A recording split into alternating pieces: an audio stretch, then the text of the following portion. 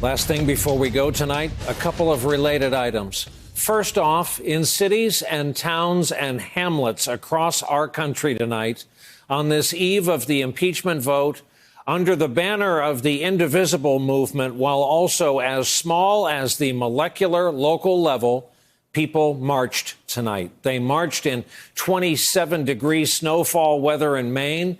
They marched outside the offices of congressmen with names like Scalise and Van Drew, to name two Republicans, from New York to Georgia to Oregon, on west to Alaska and Hawaii.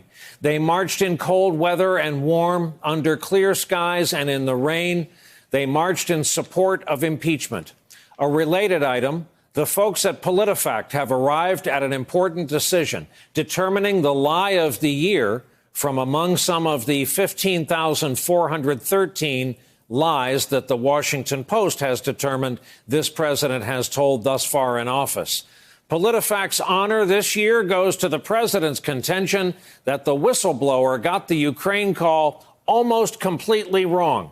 And because the opposite is true, because that is completely wrong, and because the president has predicated so much on that false statement.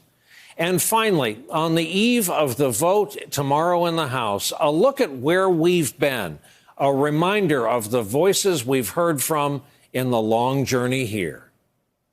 I encountered an irregular, informal channel of U.S. policymaking with respect to Ukraine.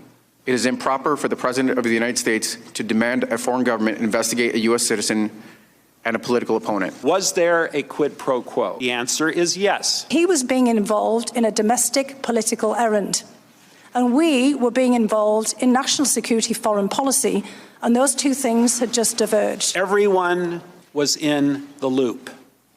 It was no secret.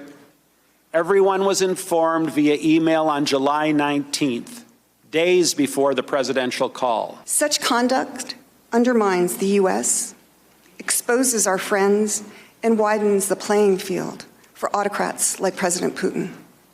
Our leadership depends on the power of our example and the consistency of our purpose. Both have now been opened to question.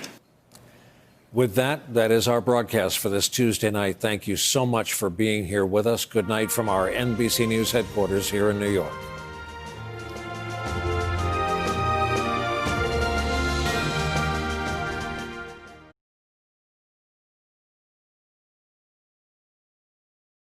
Hey there, I'm Chris Hayes from MSNBC. Thanks for watching MSNBC on YouTube. If you want to keep up to date with the videos we're putting out, you can click subscribe just below me, or click over on this list to see lots of other great videos.